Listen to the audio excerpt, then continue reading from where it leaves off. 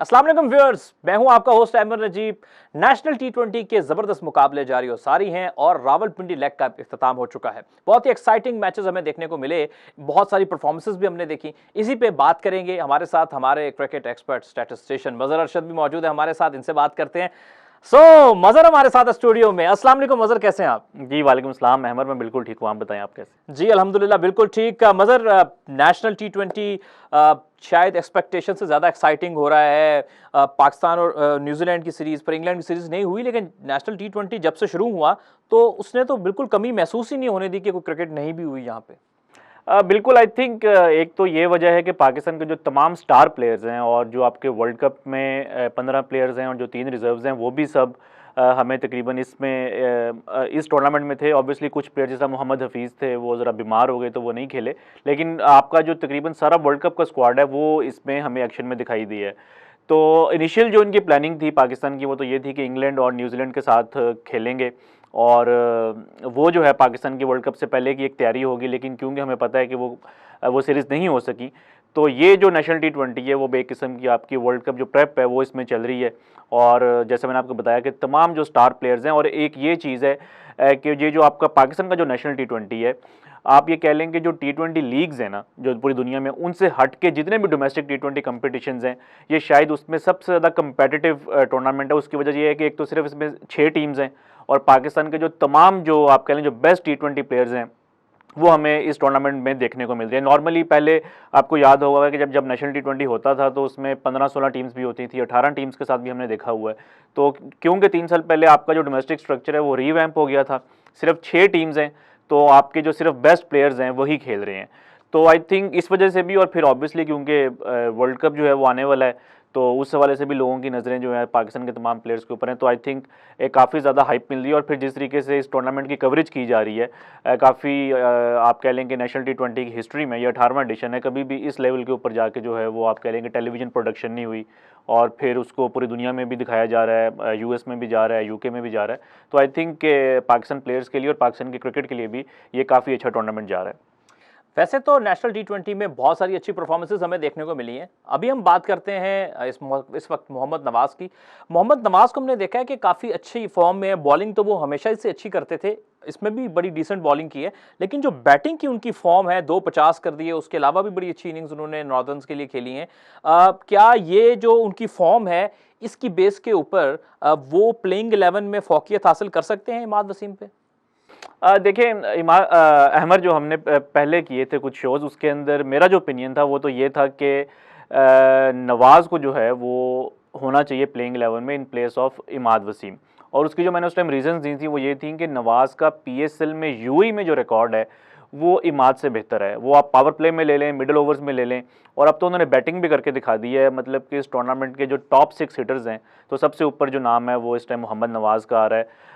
Batting से जो है वो मैचेस जितवा रहे हैं, बॉलिंग भी उनकी बुरी नहीं है। और आप ये देखें कि बॉलिंग में जहाँ पे उनका जो रोल था, उसमें जहाँ पे उनको बॉलिंग दी गई है, जिस तरह पावर प्ले हो या मिडल ओवर्स हो, तो उन्होंने अच्छी बॉलिंग की है। एक उनका मैच एज ए बॉलर बुरा गया था, लेकिन आपको हमें ये नहीं भूलना चाहिए कि उसके अंदर शादाब ने उनको वो थोड़ा सा आप कह लें काफ़ी हैरानकुन डिसीजन था। आखिरी जो 5 ओवर्स होते हैं जहाँ पे कि उनका रोल नहीं है बॉलिंग का, वहाँ पे उनको 2 ओवर्स दे दिए थे। उससे पहले उन्होंने बॉलिंग ही नहीं की थी, तो उसमें उनको काफ़ी रन्स पड़े थे। तो मेरा ये ख्याल है कि अभी करंट फॉर्म में तो पाकिस्तान के लिए काफ़ी एक पॉजिटिव साइन है कि नवाज़ एज ए बैट्समैन रन्स कर रहे हैं। आपको शायद याद हो कि उनकी वनडे क्रिकेट में भी जो लिस्ट ए क्रिकेट होती है उसमें उनकी एक 180 रन्स की इनिंग्स है, तो उसमें पोटेंशियल तो उनमें हमेशा से था। इस बार उनको थोड़ा ऊपर मौका मिला है, कॉन्फिडेंस था टीम का, कैप्टन का, तो उन्होंने परफॉर्म किया है। और पाकिस्तान के लिए अच्छी बात यह है क्योंकि इस टाइम आपने शायद सुना भी होगा कि पाकिस्तान एक लेफ्ट हैंडर की तलाश है पाकिस्तान को, क्योंकि यूएई में स्पिनर्स आ सकते हैं, तो वहाँ पे आपको एक लेफ्ट हैंड बैट्समैन चाहिए मिडिल ऑर्डर में। तो इवन दो कि नवाज़ अभी तक तो मिडिल ऑर्डर बैट्समैन नहीं है फॉर पाकिस्तान टीम, लेकिन इस नेशनल टी20 की बेस के ऊपर हम ये मेरा ख्याल है कि थोड़ा सोच सकते हैं कि शायद अगर कहीं पर ज़रूरत पड़े तो पाकिस्तान नवाज़ को एक आप कह लें कि एक वो लो वैल्यू विकेट समझते हुए जो है नवाज़ को 4 या 5 के ऊपर भेज दे, तो पाकिस्तान के लिए भी इसका काफ़ी जो है वो आप कह लेंगे फ़ायदा हो सकता है। अच्छा वैसे कुछ प्लेयर्स जो होते हैं वो फ्रेंचाइज क्रिकेट से बहुत कुछ सीखते हैं और वो जो प्रैक्टिसेस होती हैं उनको वो अपने दूसरे टूर्नामेंट्स में भी अपनाते हैं। यही कुछ हमें कुछ उसकी झलक नज़र आ रही है नेशनल टी20 में भी। शादाब खान की कप्तानी में आपको लगा है कि वो जो एक बात की जाती है आजकल के लो रिस्क विकेट जिसमें वो शादाब अपने आप को प्रमोट कर लेते हैं, या जिस तरह केपीके ने आसिफ आफरीदी को प्रमोट किया, तो और भी हमें बहुत सारे डिसीजन जिस तरह की वो बैटिंग को मैनेज कर रहे हैं, एग्रेसिव इंटेंट हमें नजर आ रहा है। आपको लगता है कि शादाब खान वो Islamabad United school of thought को उन्होंने इंप्लीमेंट किया नॉर्दर्न की टीम में? बिल्कुल किया है। आप अगर अभी पॉइंट्स टेबल देखें तो इवन दो कि तमाम टीम्स बराबर हैं, आई मीन जो आपकी टॉप 4 टीम्स हैं सबके 8 पॉइंट्स हैं। रन रेट के ऊपर नॉर्दर्न थोड़ा नीचे हो सकता है, लेकिन आप अगर नॉर्दर्न की ओवरऑल परफॉर्मेंस देखें पिछले 3 सालों में, जब ये टूर्नामेंट रीवैम्प हुआ था 2019 में, इसको प्रोविंशियल टूर्नामेंट बनाया था, तो नॉर्दर्न की जो विन परसेंटेज है वो 70+ है, which is the highest for any team. 2019 में ये टूर्नामेंट जीते थे और पिछले साल पॉइंट्स टेबल टॉप किया था, लेकिन सेमीफाइनल हार गए थे। तो एक एग्रेसिव माइंडसेट के साथ वो खेलते हैं। उनको पता है यहाँ पे पिचेस जो हैं, शुरू जो पहला वीक था नेशनल टी20 का उसमें ज़रा पिचेस स्लो थी, लेकिन जो लास्ट हमने एक वीक देखा उसमें एवरेज टोटल 170+ था, 200 रन चेज भी हुए। तो उसके मुताबिक जो उनका बैटिंग ऑर्डर है ना, जो हमने बात की थी एक अग्रेसिव इंटेंट की, मतलब कि वो अगर उनके 2-3 आउट भी हो जाएं तो वो अपने रन्स को रोकते नहीं हैं। वो उनकी कोशिश होती है कि अपने जो उनके हिटर्स हैं और आप देखें उनके जितने भी उनकी टीम में जो बैट्समैन हैं वो ऑलराउंडर्स हों या वैसे उनके बैट्समैन हो। आप हैदर अली को ले लें, नासिर नवाज़ को ले लें, शादाब खान हो गए, नवाज़ हो गए, आसिफ अली हो गए, तो ये तमाम वो बैट्समैन हैं जो कि हिटिंग कर सकते हैं। और इसके साथ वो सिर्फ एक ऐसा बैट्समैन रखते हैं जो कि इनिंग्स को एंकर करे। तो आई थिंक ये जो स्ट्रेटजी है वो उनकी कामयाब जा रही है। और जो आपने बात की इस्लामाबाद यूनाइटेड वाली, तो आई थिंक उसी माइंडसेट के साथ खेल रहे हैं। लेकिन मैं एक ये बात ज़रूर कहूँगा कि ये जो फार्मूला है ये सिर्फ तब एप्लीकेबल होता है जब आपकी कंडीशंस भी कोई 190 या 200 रन वाली हों। अगर आपको कोई 140-50 रन वाली पिचेस मिल गई तो फिर ये आपका कम्बिनेशन जो है वो आप कह लेंगे थोड़ा मुश्किलात में आप आ सकते हैं। तो आपको कंडीशंस को भी देखना है। अगर लोगों के माइंड में टी20 वर्ल्ड कप है तो वो हमने उस चीज़ को भी ज़हन में रखना है कि आप बहुत ज़्यादा पावर हिटर्स वहाँ पे नहीं ट्राई कर सकते। और अब आईपीएल देख के, जिस तरह की आईपीएल में परफॉर्मेंसेज हो रही हैं, जो रिजल्ट्स आ रहे हैं, उसको देख के तो लग रहा है कि शायद 2-3 पावर हिटर्स का प्लेइंग 11 में आना मुश्किल लग रहा है। बात पावर हिटर्स की हो रही है तो 2 पावर हिटर्स ऐसे हैं जिनको थोड़ा सा अंडर द रडार हैं, जो उस तरह से शायद परफॉर्म नहीं कर पा रहे जिस तरह हमारी या बहुत सारे लोगों की एक्सपेक्टेशंस थी, जिसमें आजम खान या खुशदिल शाह जो हैं। ठीक है कि पावर हिटर्स से आप बहुत ज़्यादा कंसिस्टेंसी नहीं एक्सपेक्ट कर सकते, लेकिन फिर भी एक कुछ हद तक तो आप देखेंगे कि वो जो रोल उनको दिया गया है मज़र, उस पर वो कितना पूरा उतर रहे हैं। तो क्या वजह लग रही है क्यों आजम खान और खुशदिल शाह उस स्केल पे शायद नहीं परफॉर्म कर पा रहे अब तक इस टूर्नामेंट में जो शायद उनसे तवक्को की जा रही थी? अच्छा अमर, पहले तो मैं आपको ये बात बताऊं कि जो नेशनल टी20 है ये टूर्नामेंट पाकिस्तान के प्लेयर्स इस वजह से नहीं खेल रहे कि उन्होंने अपनी पोजीशन को जस्टिफाई करना है। ये टूर्नामेंट वो इस वजह से खेल रहे हैं कि उनको वर्ल्ड कप से पहले मैच प्रैक्टिस मिले। आप ये देखें कि नेशनल टी20 स्टार्ट होने से पहले पाकिस्तान की वर्ल्ड कप की टीम सेलेक्ट हो चुकी है। तो आप अब इस टूर्नामेंट को कोई उनके लिए जस्टिफिकेशन का प्लेटफॉर्म नहीं बना सकते कि ये हमें साबित करके देंगे इनकी सिलेक्शन ठीक हुई है कि नहीं। ये तो टूर्नामेंट में तो उन्होंने खेलना ही नहीं था। ये तो न्यूजीलैंड और इंग्लैंड के साथ पाकिस्तान ने मैचेस खेलने थे। उन मैचेस के ना होने की वजह से जो है ये प्लेयर्स खेल रहे हैं। लेकिन हमने उस टूर्नामेंट को, जो कि एक मैच प्रैक्टिस थी इन प्लेयर्स के लिए, हमने उसको एक सिलेक्शन क्राइटेरिया बना दिया। तो खुशदिल शाह और आजम खान अगर जब सिलेक्ट हुए थे तो वो 2 साल की परफॉर्मेंसेस के ऊपर हुए थे, पिछले 1-2 साल में जो उनकी परफॉर्मेंसेस थी। अभी आप देख लें कि ऑयन मॉर्गन के आप जो है वो उनकी 15 की भी एवरेज नहीं है। आप उनके कुछ अगर पिछले 10 मैचेस निकालें, टी20 इंटरनेशनल्स ले लें या आईपीएल ले लें, तो इसका मतलब ये तो नहीं है कि इंग्लैंड ये सोचना शुरू कर दे कि हम इसको बाहर निकाल दें। जो रूट जो कि पिछले वर्ल्ड कप में उनके बेस्ट बैट्समैन थे, फाइनल में भी उन्होंने 2 आउट भी किए, 50 रन भी किए, वो आज बाहर हैं। तो आपने देखना होता है कि आपके पिछले 1-2 साल आपने किन प्लेयर्स के ऊपर इन्वेस्ट किया है और उस बेस के ऊपर आप प्लेयर्स को सिलेक्ट करते हैं। तो खुशदिल शाह और आजम खान नो डाउट कि वो उस तरह से नहीं परफॉर्म कर रहे, लेकिन आप देखें खुशदिल शाह ने मुल्तान सुल्तान्स के लिए अच्छा परफॉर्म किया है। पिछले साल उन्होंने नेशनल टी20 अच्छा खेला था। तो ये अगर उनके 5-6 इनिंग्स नहीं जा रही अच्छी, और फिर आप ये देखेंगे आप उनको इस वजह से लेकर रहे थे कि आपको मिडल ऑर्डर में एक लेफ्ट हैंडर भी चाहिए। अब अगर खुशदिल शाह नहीं है तो आप फिर कोई और ऑप्शन देख लें। फ़खर जमान को फिर अगर आप लेकर आना चाहते हैं तो क्या 5-6 पे खेलेंगे, और आपके पास लेफ्ट हैंडर्स में कौन ऑप्शन है? हुसैन तलत है, उनका भी स्ट्राइक रेट का इशू है। तो आई थिंक थोड़ा सा मौका देना चाहिए। और आजम खान, हमने पहले भी बात की थी, लास्ट टाइम हमने बात की थी तो सेकंड हाईएस्ट 6 हिटर थे वो पिछले 2 सालों में।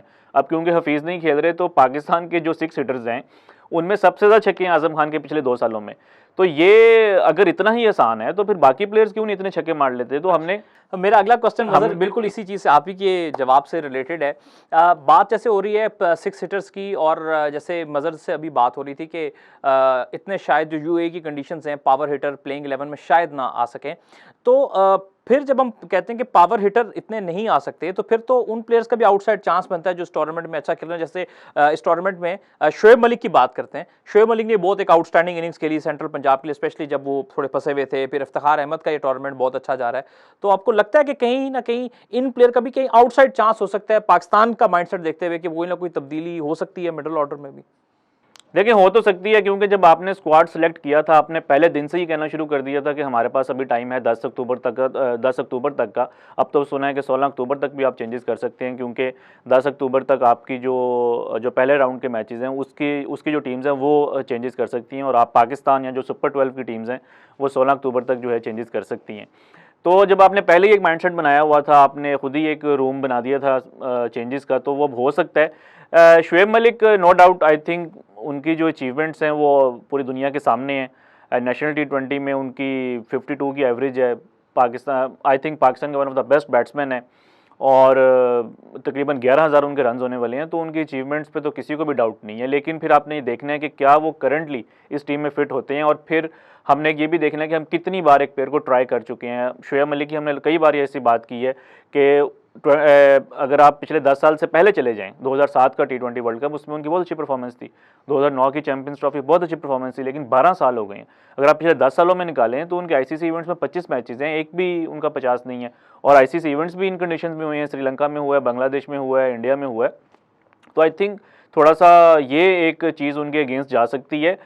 लेकिन ये जो मैंने आपको पहले बात की थी कि अब ये लग रहा है, और ये पहले शायद ये चीज़ इस तरह ज़हन में नहीं थी इतनी ज़्यादा, लेकिन अब जो आईपीएल में मैचेस हो रहे हैं आप देखें, शारजा में जो एवरेज, शारजा एक हाई स्कोरिंग वेन्यू हुआ करता था यूएई में, जो उनके वहाँ पे 3 वेन्यूज़ हैं।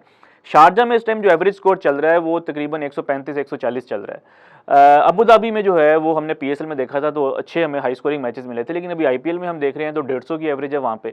तो अगर तो तमाम ग्राउंड्स के ऊपर आपने 150-160 करके आप मैच जीत सकते हैं, जो अभी आईपीएल के जो मैचेस हो रहे हैं अगर आप उनको देखें, तो फिर शायद ये लग रहा है कि पाकिस्तान 5 के ऊपर, जो हम पहले कहते थे 5 और 6 के ऊपर 2 पावर हिटर्स आने चाहिए, अब ये लग रहा है कि शायद 5 के ऊपर आप एक और ऐसा बैट्समैन लेकर आ सकते हैं जो आपकी इनिंग्स को बना सके।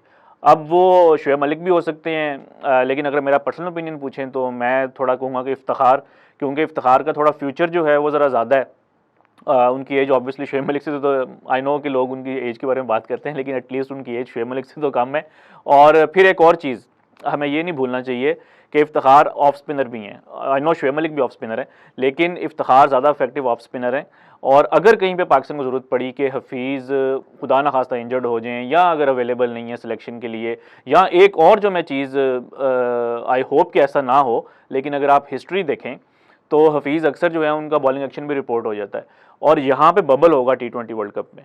और T20 वर्ल्ड कप बबल के अंदर अगर आपका एक्शन रिपोर्ट हो गया और अगर आपको बाहर जाना पड़ गया तो अपना बॉलिंग एक्शन टेस्ट करवाने के लिए, तो वापस आना आपके लिए मुश्किल हो सकता है। वो जो उनके सारे एसओपी, क्योंकि यूएई में तो कोई लैब नहीं है जो जिसने आपका बॉलिंग एक्शन टेस्ट करना, या तो उनको पाकिस्तान आना पड़ेगा, यहाँ पे लम्स में है, या उनको किसी और कंट्री में जाना पड़ेगा। तो हमें इस चीज़ को भी ज़हन में रखना है कि अगर हफीज़ आपका छठा बॉलर जा रहा है तो उसका एक रिस्क भी है। तो उसका बैकअप जो है वो आई थिंक इफ्तिखार जो है अभी ज़्यादा अच्छी फॉर्म में हमें नज़र आ रहे हैं पिछले 4-5 सालों से। इस्लामाबाद यूनाइटेड के लिए भी उन्होंने अच्छी इनिंग्स खेली हैं। तो अगर मेरा ओपिनियन पूछें तो मैं प्रेफर करूँगा इफ्तिखार को शोएब मलिक को। बात हो रही थी कुछ सिलेक्शन में और कुछ तब्दीलियों की बात हो रही थी, तो बात करते हैं एक और कुछ खिलाड़ियों के ऊपर जिनके ऊपर काफ़ी सोशल मीडिया पे भी बात चल रही है आजकल। बात हो रही है जी कि मोहम्मद हसनैन, जिनके 2 स्पेल थोड़े से महंगे रह गए और उस पर काफ़ी ज़्यादा शोर मच गया कि उनकी जगह शाहनवाज धानी को सिलेक्ट कर लिया जाए। कुछ लोग वहाब रियाज का नाम ले रहे हैं, वो भी इस टूर्नामेंट में बहुत अच्छा परफॉर्म करें, हाईएस्ट विकेट टेकर भी बन गए इस टूर्नामेंट की हिस्ट्री के। तो आपको क्या लगता है कि क्या 2 स्पेल के ऊपर फैसला हो जाना चाहिए, 2 मैचेस के ऊपर हसनैन की जगह किसी शाहनवाज धानी को या वहाब को या किसी और बॉलर को आ जाना चाहिए, या हसनैन के साथ ही पाकिस्तान को कंटिन्यू करना चाहिए स्क्वाड में? देखिए अहमद, मैं इसमें एक थोड़ा क्रिकेट से हटके बात करूंगा, आई मीन परफॉर्मेंसेस से हटके। वो ये है कि हमारे जो फैंस हैं या मीडिया क्रिटिक्स हैं या सब लोग हैं ना, एक सबसे बड़ा जो पाकिस्तान क्रिकेट में मसला है ना वो शॉर्ट टर्म मेमोरी का है। आप मतलब कि जो प्लेयर 2 दिन पहले परफॉर्म कर देना हमारे नज़दीक वो हीरो है, और जो 2 दिन पहले फेल हो जाए वो हमारे नज़दीक ज़ीरो है। आप ये भूल जाते हैं कि आपने किस प्लेयर के ऊपर कितनी देर से आप उसको इन्वेस्ट कर रहे हैं। हसनैन 2019 में आपने इनको पिक किया था कि जी ये वर्ल्ड कप में जाएंगे खेलने, और 2 वर्ल्ड कप में लेके भी गए, खिलाया ही नहीं। अब पहला T20 वर्ल्ड कप आ रहा है उनके करियर में, और आप मतलब कि आपने 2-3 साल उनके ऊपर इन्वेस्ट किया, अब आप कह रहे हैं जी कि ये तैयार नहीं है, और धोनी एकदम से जो है वो अब आपकी नज़रों में है। तो साल 2 साल के बाद आप फिर धोनी के साथ भी यही करेंगे कि आप कहेंगे कि जी बस ठीक है, अब हमने एक इमर्जिंग कैटेगरी से नया प्लेयर ढूंढ लिया है, इसने इस साल 20 आउट कर दिए तो आप इसको ले आए। तो ये सिस्टम एक गलत है। धोनी नो डाउट एक बहुत ज़बरदस्त बॉलर है, उनका बड़ा ज़बरदस्त फ्यूचर है, लेकिन उनका टाइम आएगा। तो हमें थोड़ा सा आई थिंक थोड़ा सब्र का भी मुजाहरा करना चाहिए। अभी आप आईपीएल निकाल के देखें, आईपीएल में हर्षल पटेल जो है वो लीडिंग विकेट टेकर हैं अभी इस मोमेंट के ऊपर। इसी तरह 1-2 और उनके जो बॉलर्स हैं,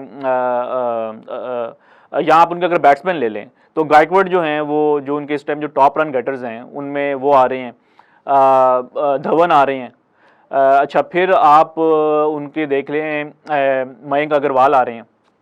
तो लेकिन ये सारे वो प्लेयर्स जो हैं जो उनके वर्ल्ड कप स्क्वाड में नहीं है। तो क्या अब इंडिया सिर्फ इस वजह से आईपीएल जिसके के अंदर जिसकी cricket quality far better than मतलब कि अदर आप कह लें जो आपकी T20 लीग्स होती हैं, तो उस बेस के ऊपर भी वो ये डिसीजन नहीं ले रहे कि हमारे जो बेस्ट बैट्समैन या बेस्ट बॉलर्स हैं हम उनको लेकर, उनको पता है ठीक है ये अच्छे हैं, इमर्जिंग प्लेयर्स हैं, ये अच्छा परफॉर्म कर रहे हैं, लेकिन इनका एक वक्त आएगा। हमने अभी जो पिछले 3-4 प्लेयर्स के ऊपर, जिनके ऊपर 3-4 साल में हमने जिन प्लेयर्स के ऊपर इन्वेस्ट किया है, जिसमें ईशान किशन है, सूर्या कुमार यादव हैं, दोनों परफॉर्म नहीं कर रहे, लेकिन वो उनके वर्ल्ड कप स्क्वाड के अंदर हैं।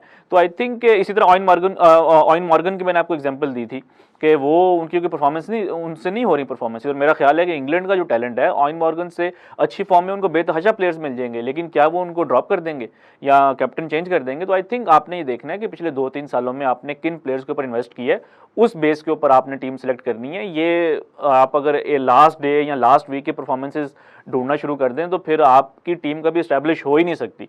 आपका इसके नेक्स्ट जो अभी पीएसएल हो जाएगा 3-4 महीने के बाद, उसके अंदर जो परफॉर्म कर देगा फिर आप उसको ले आएंगे, इन सबको आप ड्रॉप कर देंगे। तो आई थिंक एक आपको सिस्टम को लेके चलना चाहिए। सिस्टम को लेके चलना चाहिए। बात हो रही है कुछ सिस्टम की, बात करते हैं फास्ट बॉलर हारिस रऊफ की। एक एक्सपेरिमेंट ये किया नॉर्दर्न की टीम ने कि उनके साथ नया बॉल करवाया। सिंध के खिलाफ उन्होंने एक सुपर्ब नया बॉल के साथ स्पेल किया, आउट स्विंग बहुत अच्छा किया, और फिर बाउंसर भी नए बॉल के साथ उन्होंने खुर्रम मंजूर को बहुत ही आउटस्टैंडिंग किए। मजर सवाल आपसे ये है कि क्या हारिस रऊफ एक बैकअप ऑप्शन हो सकते हैं कि अगर कोई आपका मेन बॉलर ना चले या उसकी फॉर्म ना लगे तो वो उनके साथ नया बॉल के साथ ट्राई किया जा सकता है, जिस तरह से थोड़े से ग्लिम्सेस में कहूँगा कि दिखाए नए बॉल के साथ उन्होंने? देखिए, हो तो सकता है, लेकिन हमने ये देखना है नॉर्दर्न की टीम में और पाकिस्तान की टीम में बहुत फ़र्क है। मतलब कि नॉर्दर्न की टीम के पास इतनी नए बॉल की ऑप्शंस अवेलेबल नहीं है। पाकिस्तान की टीम में जब हारिस रऊफ होंगे तो उन्होंने कम्पीट करना है शाहीन अफरीदी के साथ, हसन अली के साथ, इवन नवाज और हफीज़ के साथ। पाकिस्तान के जो स्पिनर्स हैं, इवन इमाद वसीम को भी अगर वो खेलते हैं तो पाकिस्तान के तीनों स्पिनर्स जो हैं वो नया बॉल कर सकते हैं। 2 फास्ट बॉलर हसन अली नया बॉल कर सकते हैं, शाहीन अफरीदी, तो वहाँ पे हसनैन की यूटिलिटी उस तरह नहीं होगी। नॉर्दर्न की टीम में तो इस तरह के फास्ट बॉलर्स नहीं थे शाहीन और हसन अली जैसे। तो आई थिंक ठीक है, उन्होंने ट्राई किया, अच्छी बात है, लेकिन आई थिंक हारिस का जो ज़्यादा अच्छा रोल है वो आखिरी ओवर्स में। आप उनको 1 ओवर दे सकते हैं अगर मतलब कि आपका प्लान नहीं चल रहा, जो आपके मेन जो आपके बॉलर्स हैं, यानी कि जो नए बॉल के बॉलर्स हैं शाहीन अफरीदी और हसन अली, अगर उनको रन्स हो रहे हैं तो आप 1 ओवर में ट्राई कर सकते हैं। लेकिन मेरा अपना ओपिनियन ये है कि आई थिंक कि हारिस को एटलीस्ट 3 ओवर्स एंड पे करने चाहिए, और शाहीन को शुरू में 3 ओवर्स करवाने में कोई हर्ज नहीं है, क्योंकि हमें पता है कि शाहीन नए बॉल के साथ खासतौर पर पावर प्ले में वो बड़ी अच्छी बॉलिंग करते हैं। नेशनल T20 में भी हमने देख ली है।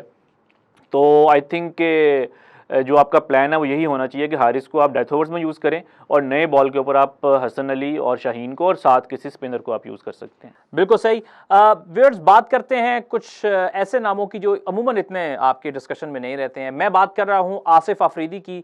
इस टूर्नामेंट में शायद स्पिनर्स में उन्होंने सबकत ली हुई है, बहुत टाइट बॉलिंग कर रहे हैं। आसिफ अफरीदी ने कितना आउट क्लास किया बाकी स्पिनर्स को, जिनका ज़्यादा वैसे नॉर्मली तस्करा होता है, लेकिन इस बार तो उन्होंने किसी बैट्समैन को कोई मौका नहीं दिया। देखिए, आसिफ अफरीदी जो है ना, वो कहते हैं ना एक मंजा हुआ क्रिकेटर वो हैं, उनका एक्सपीरियंस अब शो हो रहा है। काफ़ी देर से ये परफॉर्म कर रहे थे, लेकिन नज़रों में अब आए हैं, क्योंकि जो उन्होंने टूर्नामेंट्स खेले हैं, जैसा लास्ट ईयर था नेशनल T20, उसमें भी वो अच्छा खेले थे, और वो क्योंकि टेलीवाइज हो रहा था तो लोगों ने देखा। फिर जो अभी KPL हुई उसमें भी लोगों ने उनको देखा, और मुल्तान सुल्तान्स के बाद वो टीम का हिस्सा थे, लेकिन मैचेस उनको नहीं मिले, लेकिन वो जो उनका स्क्वाड था वो उसका हिस्सा थे। और अब हमने देखा है कि इस नेशनल T20 में तो वो बेस्ट स्पिन बॉलर हैं और इकॉनमी उनका 6 से कम है, तो बड़ी अच्छी बॉलिंग कर रहे हैं और पावर हिटिंग भी कर लेते हैं थोड़ी बहुत। एक मैच में उनको ऊपर भेजा उन्होंने नंबर 4 के ऊपर, तो उन्होंने 1 चौका और 2 छक्के मार दिए। तो आई थिंक कि केपी के लिए बड़ी अच्छी बात है कि उनके पास एक इतना अच्छा स्पिनर मौजूद है। और अभी क्योंकि पाकिस्तानी टीम में कंपटीशन उनका बहुत ज़्यादा है, शादाब हैं, इमाद हैं, नवाज़ हैं, पीछे जो है वो जाहिद महमूद और उस्मान कादिर बैठे हुए हैं, तो शायद इस वजह से वो पाकिस्तान की टीम में नहीं आ सकते। लेकिन ये है कि केपी रीजन से हमने देखा था कि बहुत अच्छा टैलेंट आ रहा है, यंगस्टर आ रहे थे, तो अब ज़रा थोड़े से वेटरन्स भी आ रहे हैं, उनकी एज थोड़ी ज़्यादा है, लेकिन फिर भी आई थिंक जिस तरीके से उन्होंने परफॉर्म किया है, केपी की इस परफॉर्मेंस के पीछे या अच्छी परफॉर्मेंस के पीछे, last year KP national T20 जीता भी था, उसके पीछे आसिफ अफरीदी का बहुत बड़ा रोल है। बात करते हैं कुछ टूर्नामेंट में सेंट्रल पंजाब की टीम की, जिसके कप्तान हैं बाबर आजम। सेंट्रल पंजाब की टीम ने अभी रिसेंटली सदर्न पंजाब के खिलाफ एक छोटा टोटल चेस करते हुए बहुत ही स्लो चेस किया और सुनने में ये आ रहा था कि अगर वो उसको थोड़ा जल्दी चेस कर ले तो शायद वो टेबल टॉपर भी बन सकते थे। आपको क्या लगा, क्यों इतना स्लो चेस किया उन्होंने? आई थिंक थोड़ा वो शायद उनके जहन में ये था कि पहले हम विक्ट्री की तरफ जाएं, क्योंकि आपको पता है कि पाकिस्तान के जो बैट्समैन हैं उनसे आप अगर उनके थोड़ा सा भी प्रेशर आए तो वो बैटिंग कोलैप्स हो सकती है। तो शायद बाबर के जहन में, बाबर क्योंकि सेंट्रल पंजाब के भी कैप्टन है, तो उनके जहन में वो चीज़ थी। लेकिन 17 ओवर्स में उन्होंने 120 रन का टारगेट चेज़ किया। मेरा ख्याल है कि अगर वो 2 ओवर्स भी पहले कर लेते, अगर 15 ओवर्स तक कर लेते, तो वो पॉइंट्स टेबल में टॉप के ऊपर चले जाते।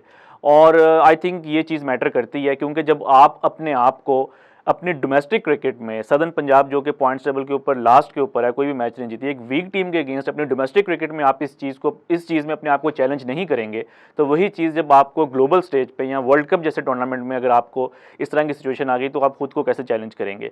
और उसमें मैं ये नहीं कह रहा कि 120 का टारगेट है तो आप उसको 6 ओवर्स में चेज कर दें, 10 ओवर्स में कर दें, लेकिन एटलीस्ट आपने मैक्सिमाइज करना है कि आप अपना रन रेट कितना इंप्रूव कर सकते हैं। रन रेट बहुत की फैक्टर, आपको पता ही है कि 2019 के वर्ल्ड कप में पाकिस्तान सिर्फ रन रेट की वजह से सेमीफाइनल में नहीं जा सका।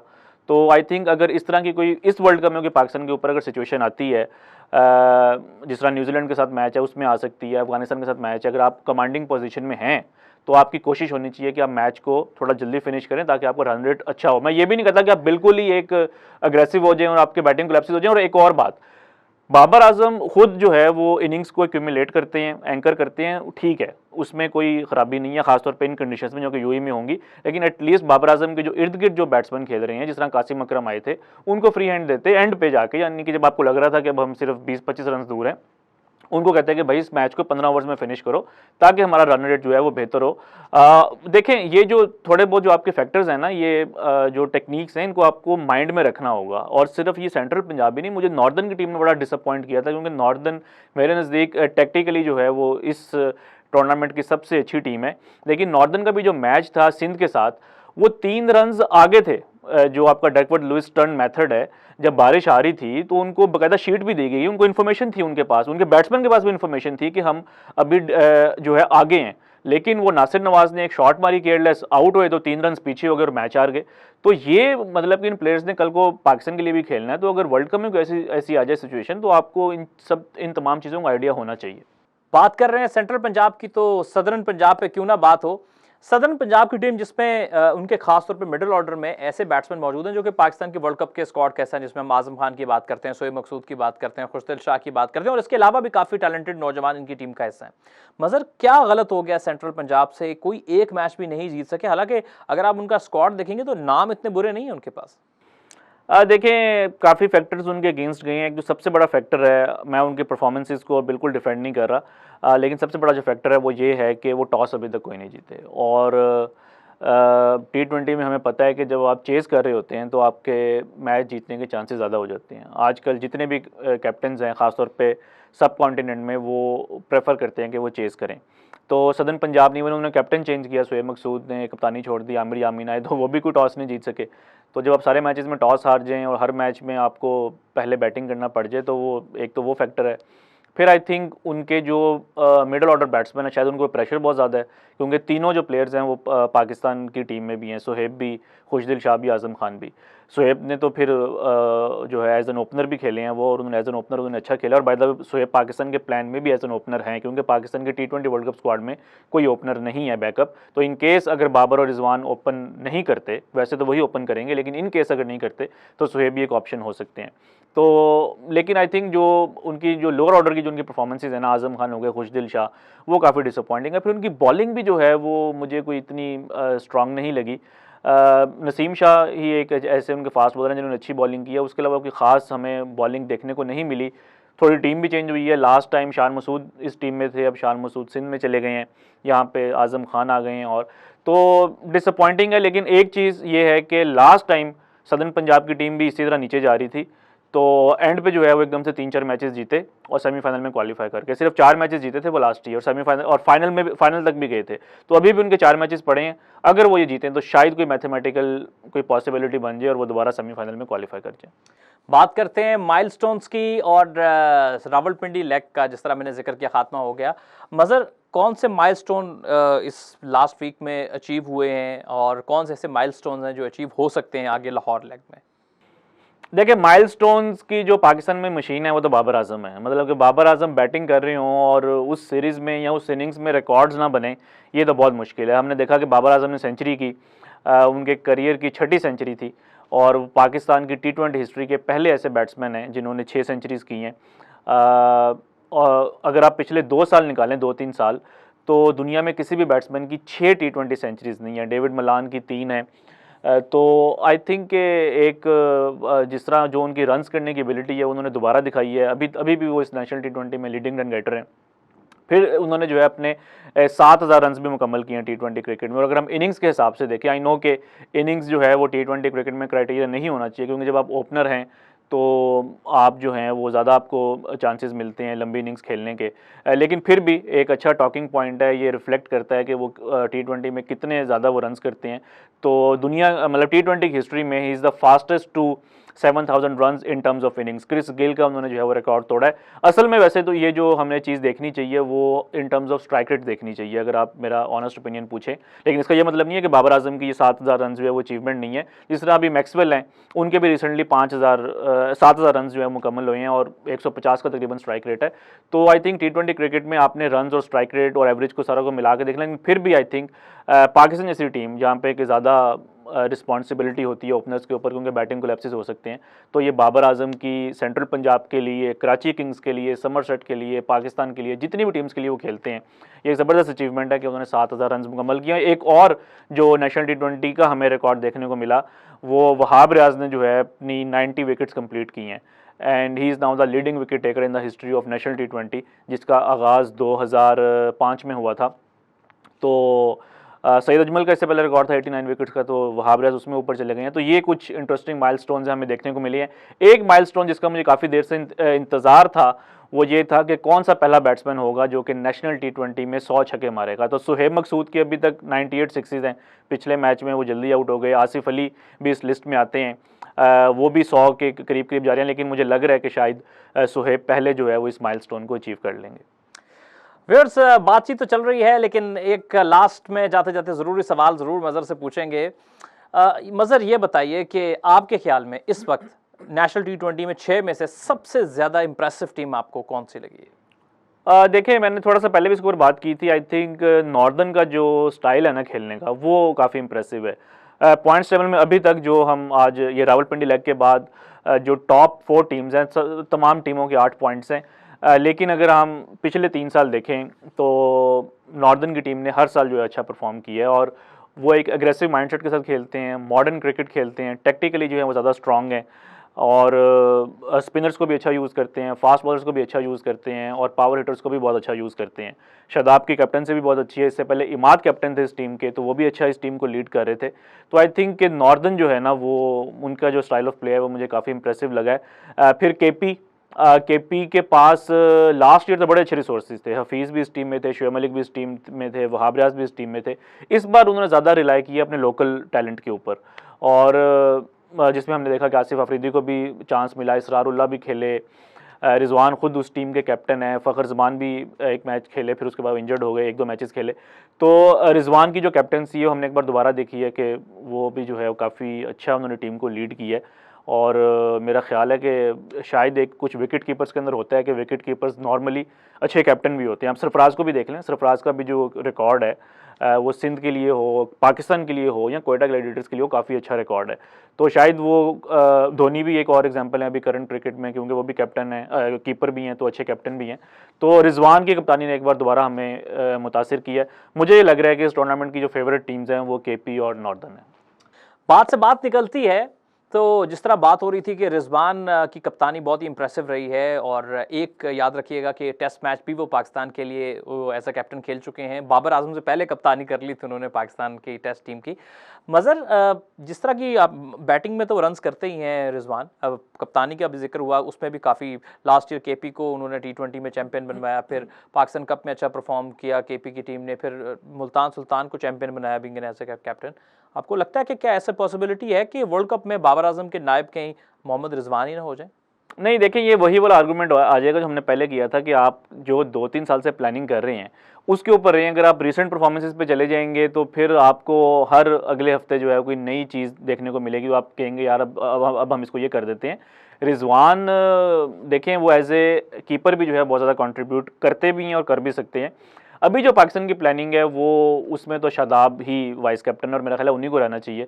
अब आप एकदम से वर्ल्ड कप से पहले कह दें जी कि क्योंकि रिजवान PSL जीता था, तो वो तो PSL तो जीते थे जून में, तो आप तभी ये ले लेते डिसीजन। तो अब अगर आप लास्ट मोमेंट पे इस तरह करते हैं तो वो प्लेयर्स में एक आप कह लें कि कॉन्फिडेंस भी उनका ख़राब होता है। तो आई थिंक रिजवान की नो डाउट एक बड़ी ज़बरदस्त उनकी प्रेजेंस है टीम में, और हमने अक्सर देखा भी है कि वो बाबर से काफ़ी कम्युनिकेट कर रहे होते हैं, जो मैंने पहले बात की कि जो विकेट कीपर होने का एडवांटेज होता है। तो अभी देखें, लेट्स सी। अभी तक तो आई थिंक कि जो पाकिस्तान का कम्बिनेशन है उसी के साथ उनको रहना चाहिए। फ्यूचर में हो सकता है कि रिजवान, आप वाइस कैप्टन की बात करें, क्या पता पाकिस्तान टीम में कैप्टन ही बन जाए, लेकिन ये मैं बिल्कुल नहीं कह रहा कि वर्ल्ड कप के बाद बन जाएंगे जो भी है। अभी तक पाकिस्तान टीम के जो कैप्टन है वो बाबर आजम है, और आई थिंक उन्हीं को जो है वो सपोर्ट करना चाहिए, और शादाब को as a vice captain support करना चाहिए। सो व्यूअर्स, ये थी नेशनल T20 के ऊपर वीकली वीडियो, जिसमें हमने इस नेशनल T20 में रावलपिंडी लेग खत्म हुआ उस पर सारे एंगल से इस टूर्नामेंट को कवर करने की कोशिश की, कुछ हॉट टॉपिक्स पे बात की, कुछ प्लेयर्स परफॉर्मेंसेस को डिस्कस किया, कुछ वर्ल्ड कप के पर्सपेक्टिव से हमने सवाल किए और उस पर अपना एक्सपर्ट ओपिनियन आपने जाना मज़र का। नेक्स्ट वीडियो में फिर कुछ लेटेस्ट अपडेट्स और सवालों के साथ आपकी खिदमत में हाजिर होंगे। तब तक के लिए मुझे और मज़र अरशद को दीजिए इजाज़त। अल्लाह हाफ़िज़।